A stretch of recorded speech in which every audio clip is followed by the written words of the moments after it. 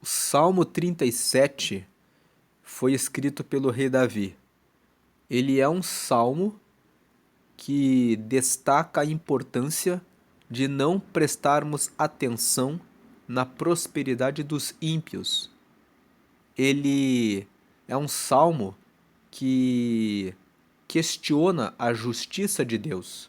Muitas vezes, os cristãos estão obedecendo a Deus, orando, jejuando, lendo a Bíblia, fazendo a coisa certa, e a impressão que dá quando se olha para o lado é de que o ímpio prospera mais, é de que o vizinho, mesmo não sendo tão fervoroso, não sendo tão próximo de Deus, prospera e está avançando na vida. Mas o Salmo 37 ele traz a conclusão de que toda a prosperidade daquele que anda longe de Deus, ela é provisória. Ela, por mais que dure muitos anos, a nossa vida na terra é limitada, é restrita. E o Salmo 37 procura apresentar a percepção da justiça de Deus na perspectiva da eternidade. Porque quando nós olhamos para o nosso tempo, para a nossa vida aqui na Terra, no tempo cronológico, que é o tempo Cronos, que corresponde ao tempo que nós medimos em segundos, minutos, em horas, em dias, semanas e anos, nós pensamos que não estamos bem com Deus, mas existe um outro tempo que se chama o tempo Kairos. O tempo Kairos é o tempo eterno. Os físicos que estudam a relação do espaço com o tempo já concluíram que o tempo é algo ilusório, é algo que, na verdade, é como uma linha reta. O tempo ele é uma coisa eterna. Os físicos têm estudos que já falam sobre isso e que a nossa vida, a nossa experiência, a nossa percepção quando vivemos no mundo é que nos faz sentir que existe segundo, minuto, hora, dia, meses, semana, meses e anos. E antes de lermos o Salmo 37, vamos fazer a leitura de alguns versículos do Salmo 90. O Salmo 90 é um salmo que foi escrito por Moisés, mas o Salmo 90 traz algumas informações que são importantes de termos para podermos compreender a perspectiva do Salmo 37. Aqui, na leitura do Salmo 90, nós vemos que Moisés escreveu no versículo 1: Senhor, o Salmo 90 é uma oração, onde Moisés está conversando com Deus e ele fala: Senhor, tu tens sido o nosso refúgio de geração em geração. Versículo 2: Antes que os montes nascessem ou que tu formasses a terra e o mundo, sim, de eternidade a eternidade, tu és Deus. Aí no versículo 4, porque 1000 anos são aos teus olhos como o dia de ontem que passou, e como a vigília da noite. E aí no versículo 10, a duração da nossa vida é de 70 anos, e se alguns, pela sua robustez, chegam a 80 anos, o melhor deles é canseira e enfado, pois passa rapidamente e nós voamos. Por essa razão, Moisés, no versículo 12, faz um pedido para Deus. Versículo 12: Ensina-nos a contar os nossos dias de tal maneira que alcancemos o coração sábio. Esse Salmo 90, ele revela um atributo de Deus, o atributo da eternidade. O versículo 2 fala que, na parte final, De eternidade a eternidade tu és Deus. Deus, ele é eterno. Ele tem o tempo dele, que se chama o tempo Kairos. Né? Kairos se escreve com K, significa o tempo de Deus. O tempo dele é o tempo eterno. Não existe para Deus segundo, minuto, nem hora, nem qualquer uma das formas que nós, como humanos, usamos para realizar a contagem do tempo. E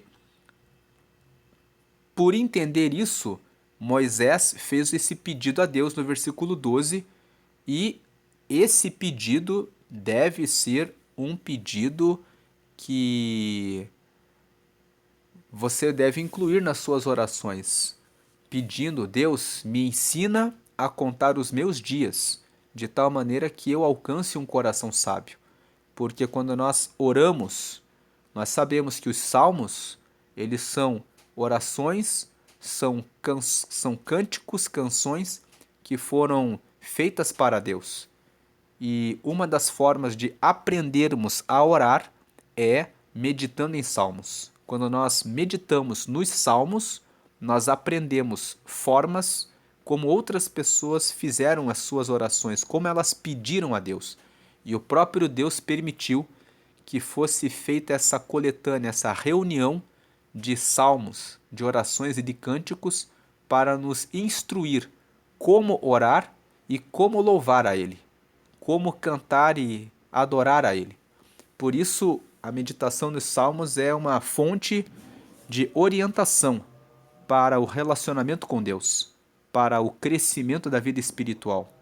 A meditação em salmos nos traz esses conhecimentos, essas informações. Então, o Salmo 90 fala sobre a questão do tempo, que a nossa vida na Terra é limitada e que por essa razão Deus é eterno, a eternidade é um atributo de Deus, e por essa razão nós precisamos pedir a Deus que nos ensine a contar os nossos dias, de maneira que dia após dia nós sejamos mais sábios do que ontem, de tal maneira que possamos chegar até o fim da nossa vida com sabedoria e com um bom relacionamento com Deus. Agora, voltando para o Salmo 37, neste Salmo 37, Davi faz seus comentários a respeito da justiça divina. Ele começa, o Salmo 37 pode ser dividido em 4 partes. Na primeira parte, Davi ensina a não termos inveja daqueles que prosperam apesar de estarem longe de Deus, porque justamente eles podem prosperar no tempo cronológico, no tempo ligado a essa vida.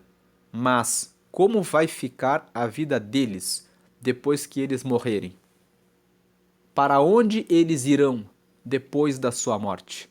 Então ele começa com essa questão, dizendo que nós não devemos ficar indignados com eles, mas nós devemos confiar em Deus. O versículo 1 até o versículo 10, Davi fala sobre esse assunto, sobre não fique indignado com a prosperidade dos ímpios, mas confie no Senhor. Essa é a primeira parte. Não te indignes por causa dos malfeitores. Malfeitores são aqueles que fazem o mal. Nem tenhas inveja dos que praticam a iniquidade. Versículo 2, por quê? Porque cedo serão ceifados como a erva e murcharão como a verdura. Alguém pode pensar assim, mas aquela pessoa está há tantos anos prosperando, já faz 5, 10, 15, 20. Quando nós lemos na perspectiva do Salmo 90, a pessoa pode viver 80 anos, pode ter nascido em um berço de ouro, pode ter a vida inteira vivido na riqueza, pode chegar até a 81, 82, que nós sabemos que atualmente as pessoas conseguem viver até mais tempo do que 80 anos, mas se ela não se entregar para Deus, do que valeu a sua vida? O que são 80, 81, 85, 90 anos perto da eternidade? Então, é por isso que no versículo 2 fala: porque cedo serão ceifados, como a erva, e murcharão como a verdura. Agora, Davi fala o que nós devemos fazer. Versículo 3: confia no Senhor e faze o bem. Habitarás na terra e verdadeiramente serás alimentado. Versículo 4: deleita-te também no Senhor, e ele te concederá o que deseja o teu coração. Versículo 5: entrega o teu caminho ao Senhor, confia nele e ele tudo fará. Versículo 6: e ele fará sobressair a tua justiça como a luz, e o teu juízo como o meio-dia. Versículo 7: descansa no Senhor e espera nele. Não te indignes por causa daquele que prospera em seu caminho, por causa do homem que executa astutos intentos.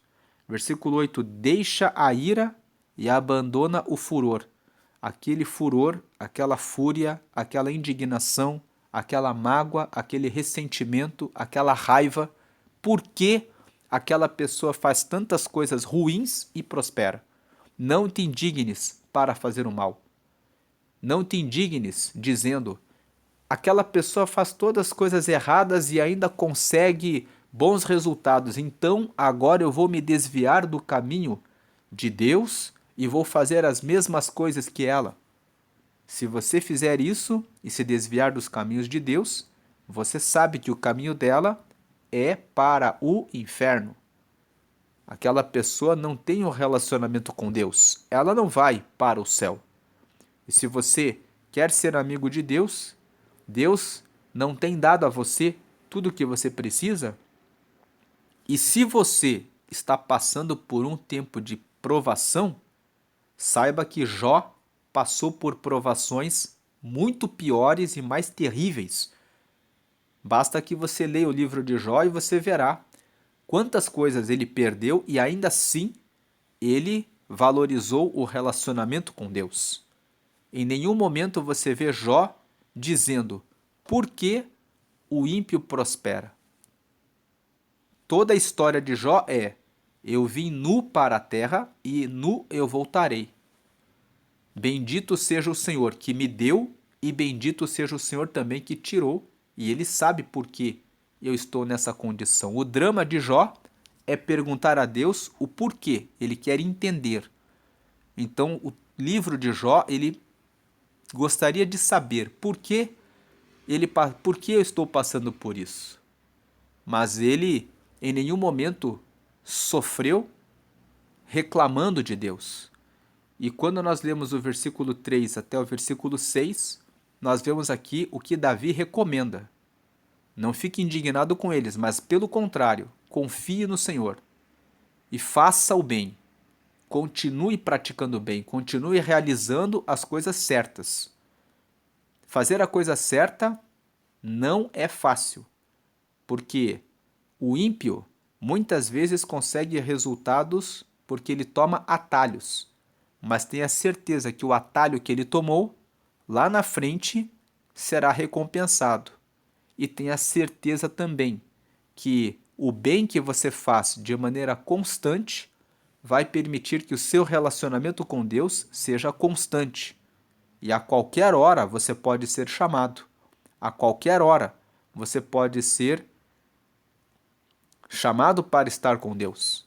E você vai estar pronto, porque você sabe que o seu relacionamento com Deus é algo de que você não abre mão. É um pacto, é uma aliança que você tem com Ele.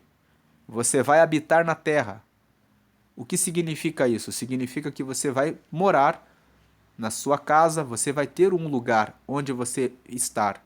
Você vai ter o seu pão diário a cada dia. Se faltar o pão, não vai te faltar a graça para que você passe pelo tempo da provação e seja mais forte espiritualmente para ajudar outras pessoas que estão precisando da sua ajuda. Verdadeiramente serás alimentado significa você vai ser alimentado não apenas das coisas terrenas e físicas, mas você também vai ser alimentado das coisas espirituais. Quando você abre a palavra em Mateus, no capítulo 4, você vê que Jesus sofreu a tentação da fome depois de 40 dias em jejum e o diabo disse: se você é filho de Deus, transforma essas pedras em pães. E Jesus disse para ele: nem só de pão viverá o homem, mas de toda a palavra que sai da boca de Deus. E a palavra que está saindo da boca de Deus é essa: que você deve confiar no Senhor e sempre fazer o bem, e não ficar indignado, nem chateado, nem irado, nem revoltado pelo fato de alguém que faz coisas erradas prosperar, porque essa pessoa que faz coisas erradas logo será descoberta.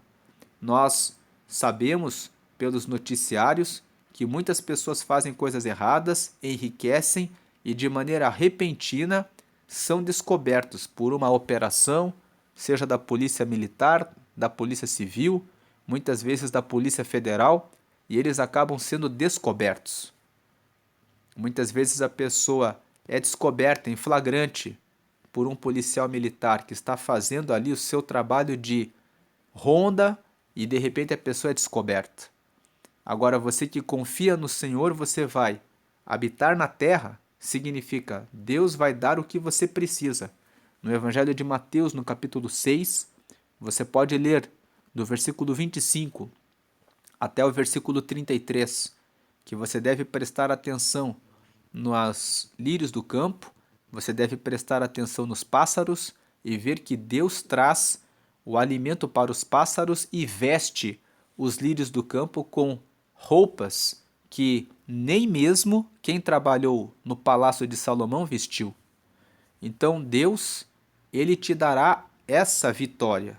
Você vai habitar na terra e você vai ser vitorioso porque você vai receber as bênçãos terrenas e as bênçãos espirituais. Essa é a verdadeira alimentação de Deus.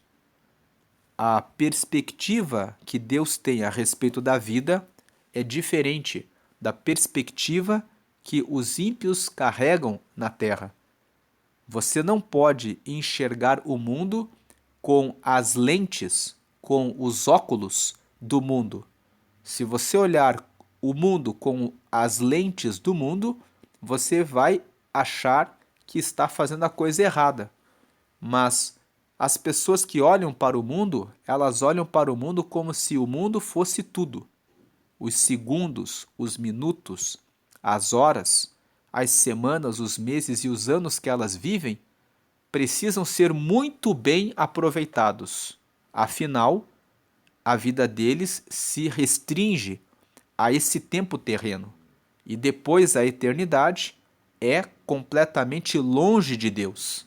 E é por essa razão que eles não podem perder um segundo sem beber, sem fumar, sem se prostituir e sem adulterar, porque esses prazeres que alimentam a carne deles são os prazeres que correspondem ao alimento deles.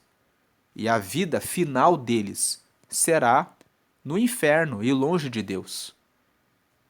Porque muitas pessoas querem dizer: o inferno não existe. Esse é o discurso de quem usa o óculos, de quem usa as lentes do mundo. Mas nós que conhecemos a palavra e sabemos que a palavra de Deus é verdadeira e que Deus realmente criou os céus e a terra, e pelo mover do Espírito Santo temos essa percepção, devemos usar os óculos, as lentes de Deus e ter a visão de como Deus vê o mundo. Deus vê dessa forma. Então nós habitamos na terra porque todas as situações que nós passamos, olhando sobre a ótica de Deus, estão trazendo renovo e fortaleza espiritual, ampliando o nosso relacionamento com Deus e nos fazendo estar mais próximos dele. É por isso que as provações, quando vêm sobre nós e parece que estamos mais fracos, mostra que somos fortes. Porque estamos fracos na carne, mas quando decidimos manter o nosso relacionamento com Deus e não abdicarmos da nossa posição com Deus para ganhar alguma coisa dessa terra, estamos mostrando que somos fortes. Somos fortes porque resistimos à tentação de desistir, à tentação de abandonar ao Senhor, à tentação de deixar a Deus. E mantemos a nossa palavra de estarmos com Ele, porque isso mostra que estamos confiando nele. E quando confiamos nele, estamos fazendo bem. Por isso ele fala no versículo 4, deleita-te. Deleitar significa sentir muito prazer em alguma coisa. Sinta muito prazer no Senhor, e Ele te concederá o que deseja o teu coração. Entrega o teu caminho ao Senhor, confia nele, Ele tudo fará. E Ele fará sobressair a tua justiça como a luz, e o teu juízo como o meio-dia. Quando você resiste e não se entrega diante da tentação, aquele que colocou a tentação na sua frente vê a tua justiça como algo destacado. Quando Jesus disse, eu estou com fome, mas não é só de pão que vive o homem, mas da palavra de Deus. Ali, a justiça de Jesus sobressaiu, ou seja, prevaleceu, se destacou em relação a Satanás. Ele pisou o inimigo dizendo, a sua justiça só contempla as coisas dessa terra. Tanto que na última tentação, o diabo disse, mostrando para Jesus no alto de uma montanha todos os reinos dos reinos da terra, que ele poderia dar os reinos da terra. Mas é só isso que ele pode oferecer. O reino da terra, que corresponde a um reinado de 70, 80 anos. E no final, ele vai colher a sua alma por toda a eternidade. E o Senhor Jesus, sabendo claramente que a proposta do diabo era uma proposta muito provisória diante da eternidade, soube dizer a ele que tudo aquilo não deveria merecer atenção, porque somente ao Senhor adorará e só Ele servirá. Essa é a primeira parte do Salmo 37. Não fique indignado, com raiva, com mágoa, ferido ou machucado, quando alguém que está bem-sucedido nas coisas dessa terra e que vive no pecado, fazendo as coisas que são contrárias à palavra de Deus, vai até você e fala, por que você está seguindo essa palavra tão dura e tão difícil? Sendo que você poderia ter uma vida fazendo tudo o que você quer. Diga para essa pessoa, eu estou fazendo tudo o que eu quero. E tudo o que eu quero é ter um bom relacionamento com o Criador. E quero estar para sempre com Ele. Então eu sinto prazer em ter a minha própria família. Eu sinto prazer em ser fiel à minha esposa. Eu sinto prazer em ser fiel ao meu Deus. Você que é esposa, diga que você tem prazer em ser fiel ao seu marido.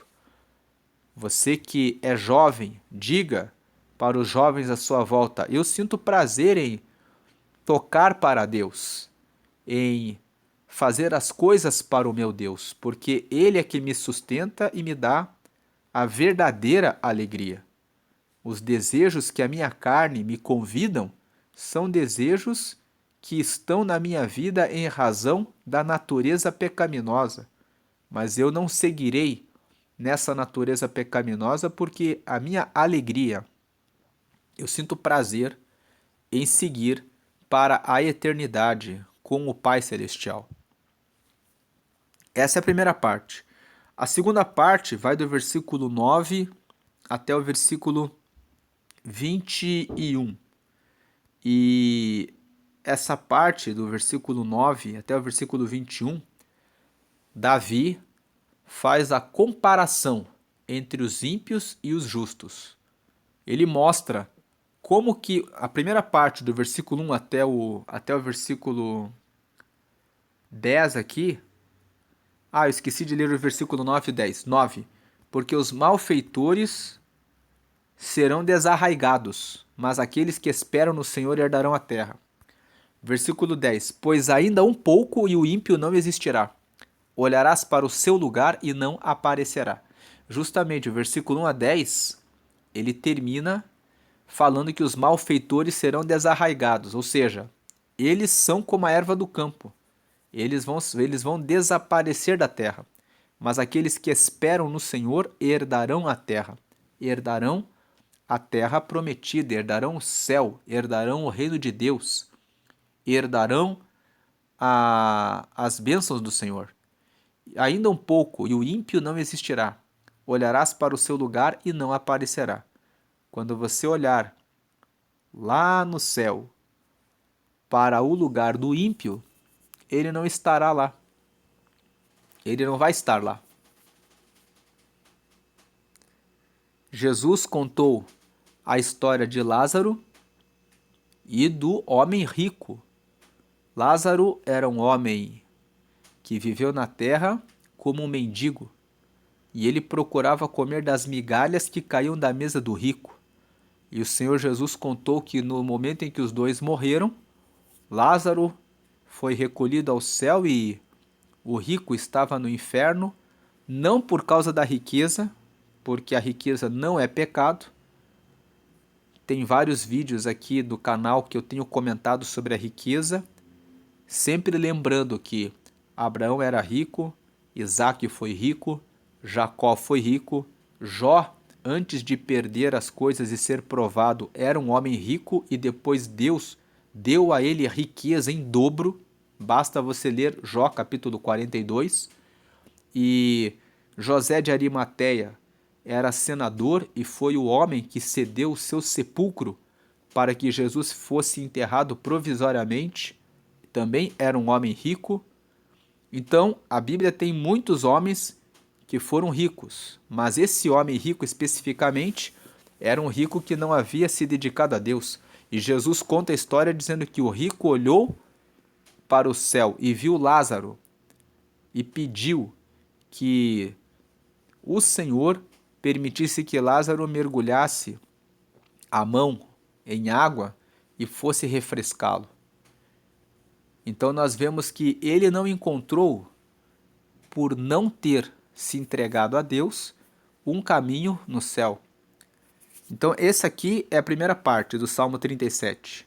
Versículos 1 até o versículo 10, Davi fala sobre não ter indignação com os ímpios, porque eles logo serão desarraigados, logo eles vão passar dessa terra. E depois, na vida eterna, eles não vão estar ali com Deus. É apenas um pouco, é apenas 70, 80 anos. E o ímpio não existirá.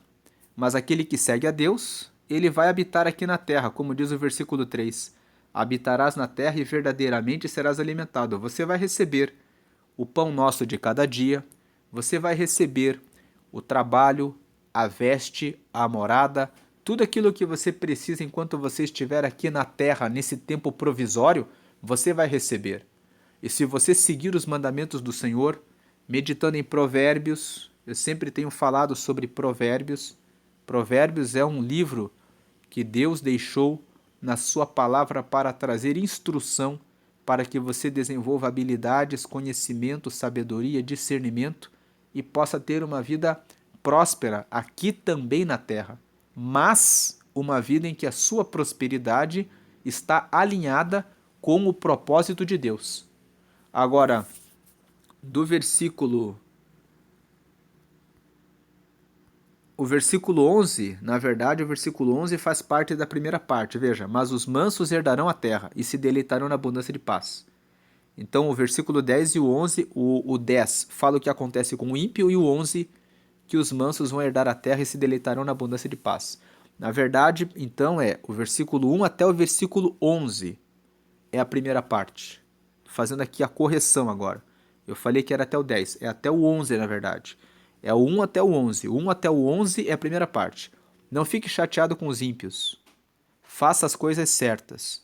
Honre a Deus. Porque no final, versículo 10, ainda um pouco o ímpio não existirá. Olharás para o seu lugar e não aparecerá. Porém, mas os mansos herdarão a terra e se deleitarão na abundância de paz. herdarão a terra e se deleitarão na abundância de paz, porque lá em Apocalipse, no capítulo 21, no versículo 4, está escrito que Deus enxugará de seus olhos toda lágrima. Então lá no céu é um lugar onde há abundância de paz. Mas aqui mesmo na terra, você vai receber o consolo do Espírito Santo. Você vai receber a paz de Deus. Lá em Filipenses, no capítulo 4, no versículo 6 e 7, está escrito assim: no 6, não andeis ansiosos por coisa alguma, antes sejam as vossas petições conhecidas diante do vosso Deus, por meio de, por meio de orações e súplicas com ação de graças. E está escrito no versículo 7, e a paz, que excede todo entendimento, estará com vocês. Aqui em Filipenses, capítulo 4, versículo 6. Não estejais inquietos por coisa alguma, antes as vossas petições sejam em tudo conhecidas diante de Deus pela oração e súplicas com ação de graças. Aí o versículo 7. E a paz de Deus, que excede todo entendimento, guardará os vossos corações e os vossos sentimentos em Cristo Jesus. Então veja que a paz de Deus, ela será dada aqui na terra. E nós não devemos ficar inquietos. Tem outra versão que fala ansiosos, em relação a coisa alguma. Mas antes, ao contrário de ficarmos ansiosos, as nossas petições devem ser em tudo conhecidas diante de Deus. Tudo aquilo que te incomoda, aquilo que te atrapalha, aquilo que te inquieta, aquilo que te deixa ansioso ou triste, deve ser conhecido por meio de petição a Deus, pela oração e com súplicas, junto com ação de graças. O versículo 6 de Filipenses, no capítulo 4, nos traz uma revelação. Quando você ora, você já deve orar agradecendo, dizendo: Deus, eu coloco essa causa nas tuas mãos, eu peço uma solução e eu já te agradeço porque eu sei que o Senhor já me respondeu, porque com certeza o Senhor me ouve, com certeza o Senhor me escutou, com certeza eu tenho certeza que quando eu oro ao Senhor, quando eu suplico ao Senhor, o Senhor escuta. É isso que vai trazer a paz de Deus, que vai além de todo o entendimento. As pessoas olham para o cristão que está passando por um abatimento e que, mesmo estando naquela condição, continua tendo paz, porque o cristão está sendo consolado pelo Espírito Santo. Então ele mantém a paz porque ele tem algo diferente, que é a presença do Espírito Santo.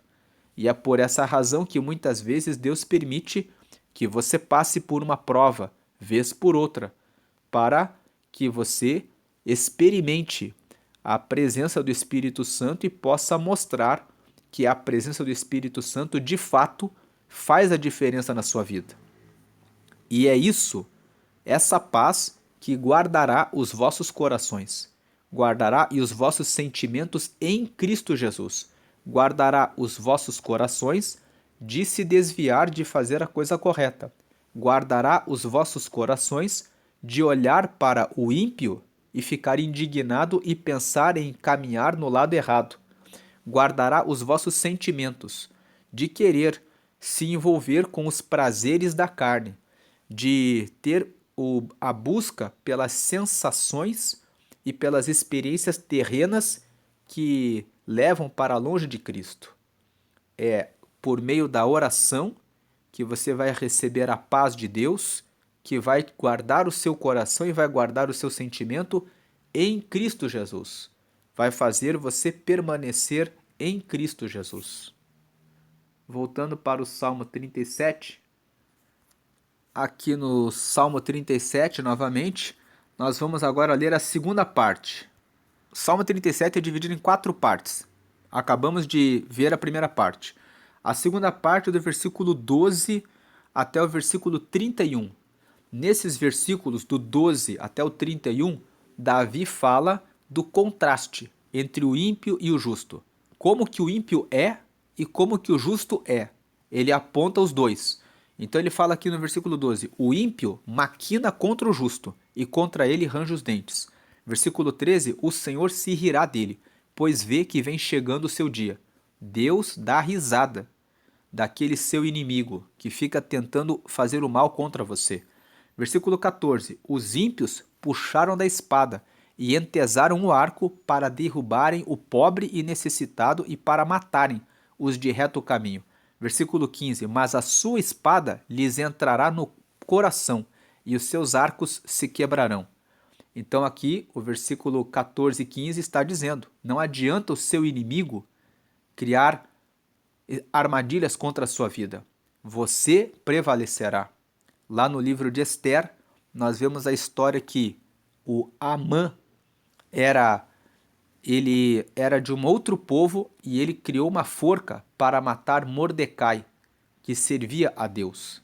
No final da história, ele foi enforcado na própria forca que ele criou para matar Mordecai. Versículo 16. Vale mais o pouco que tem o justo do que as riquezas de muitos ímpios. Então ele está fazendo aqui, no versículo 12 até o 31, o contraste, mostrando que vale mais o pouco que tem o justo do que as riquezas de muitos ímpios. O pouco que tem o justo é abençoado com a paz de Deus e é abençoado com o caminho da salvação.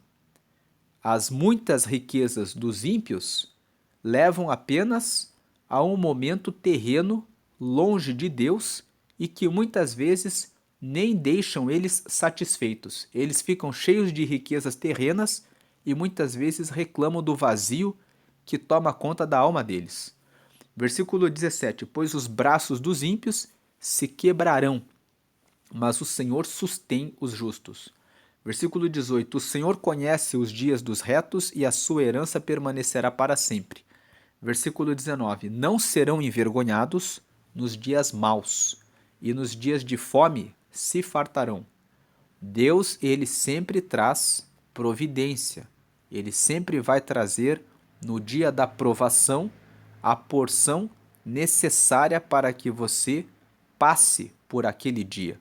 E mesmo que você passe por alguns dias com fome, certamente Deus mostrará algo relacionado à sua vida espiritual, que vai trazer uma outra riqueza, e depois que você passar pela provação, você vai ter algo para contar, como aconteceu com Jó.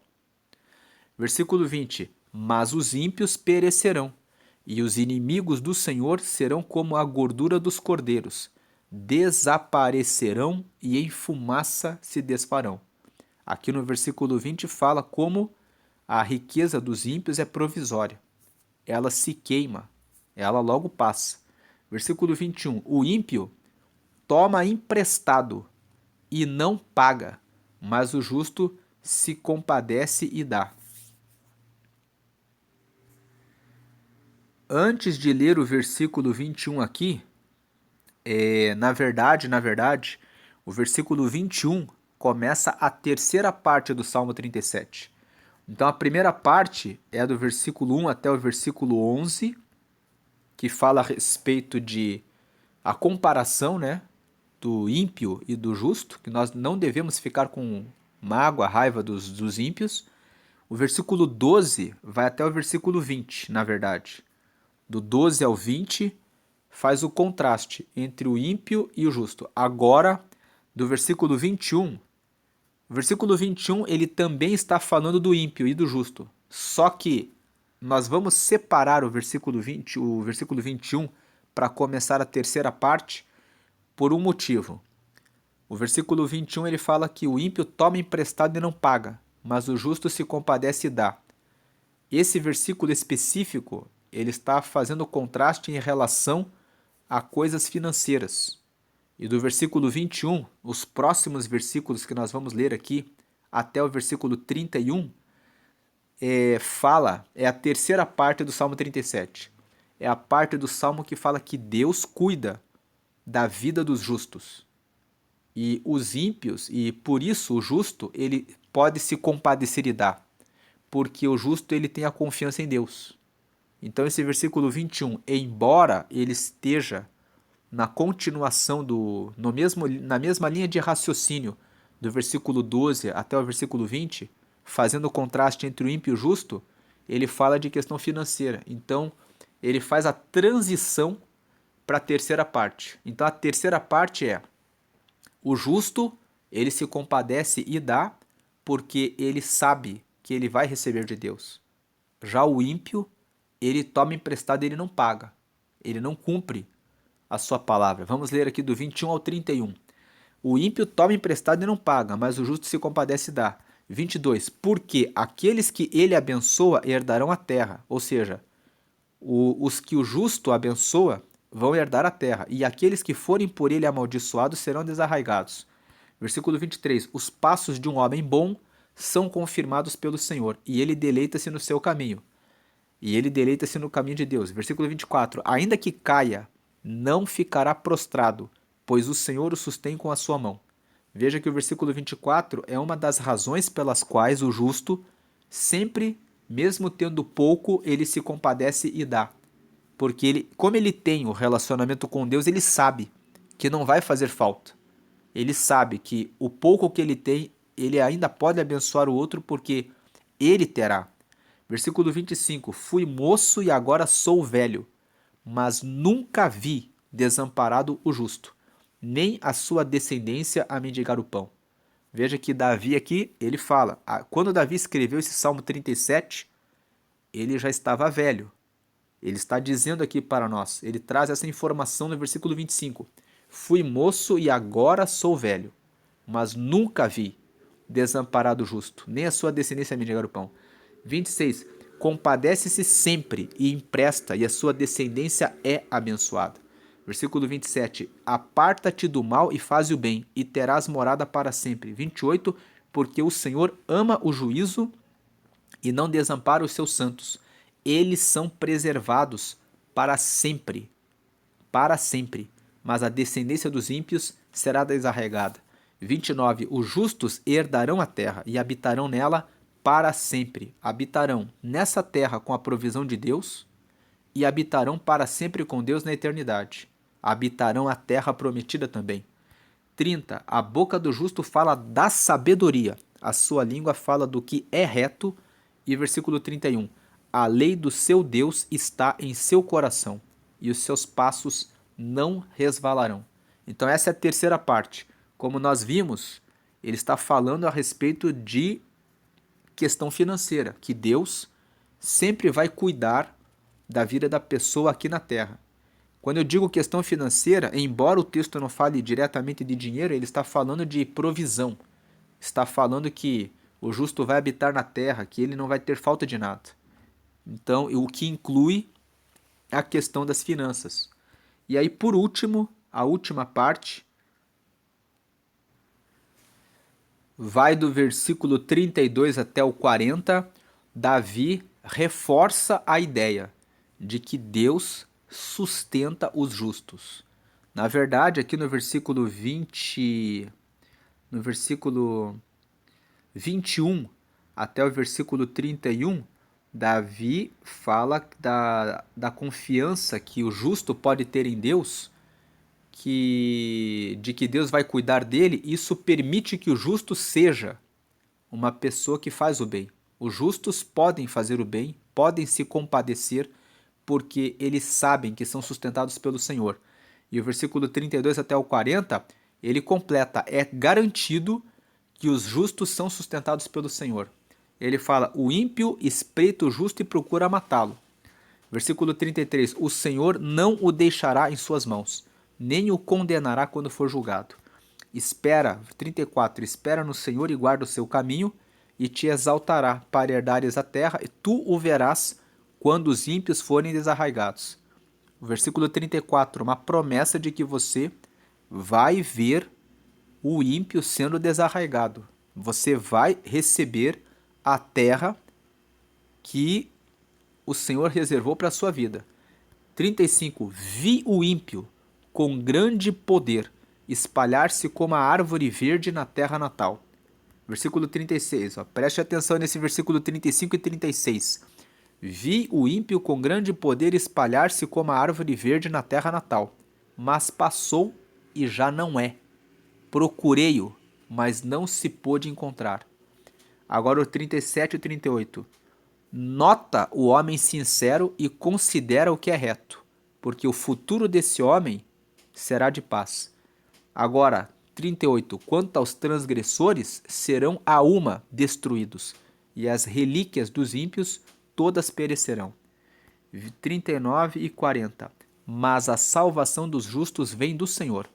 Ele é a sua fortaleza no tempo da angústia. 40. E o Senhor os ajudará e os livrará. Ele os livrará dos ímpios e os salvará, porquanto, ou seja, porque confiam nele. Então esse é o Salmo 37. Ele se divide em 4 partes, do versículo 1 até o versículo 11, falando a respeito de não ficar indignado com a prosperidade dos ímpios, porque eles vão passar. E nós devemos, pelo contrário, confiar no Senhor.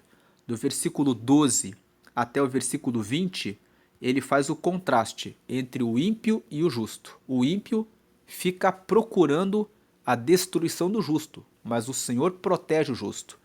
Aí depois do versículo 21 até o versículo 31, ele fala que Deus guarda o justo. E por isso o justo pode ser bondoso, ele pode se compadecer e dar, porque ele sabe que ele tem a proteção de Deus. E o versículo 32 até o versículo 40, Davi fala: é garantida a proteção de Deus sobre os justos. Não se preocupem com a prosperidade dos ímpios, porque eles logo serão ceifados. Na perspectiva do Salmo 90, a vida de muita vitória, sucesso e prosperidade aqui na terra, longe de Deus, é algo ilusório, porque tem uma duração muito limitada perto da eternidade, que corresponde ao destino de todos nós. Nós somos eternos, temos uma alma para zelar, e que nós venhamos a zelar bem da nossa alma, cuidando do nosso relacionamento com Deus todos os dias, e que a nossa oração possa ser a do Salmo 90, versículo 12. Ensina-nos, Senhor, a contar os nossos dias, de tal maneira que alcancemos um coração sábio. Essa é a meditação de hoje. Hoje é dia 6 de setembro.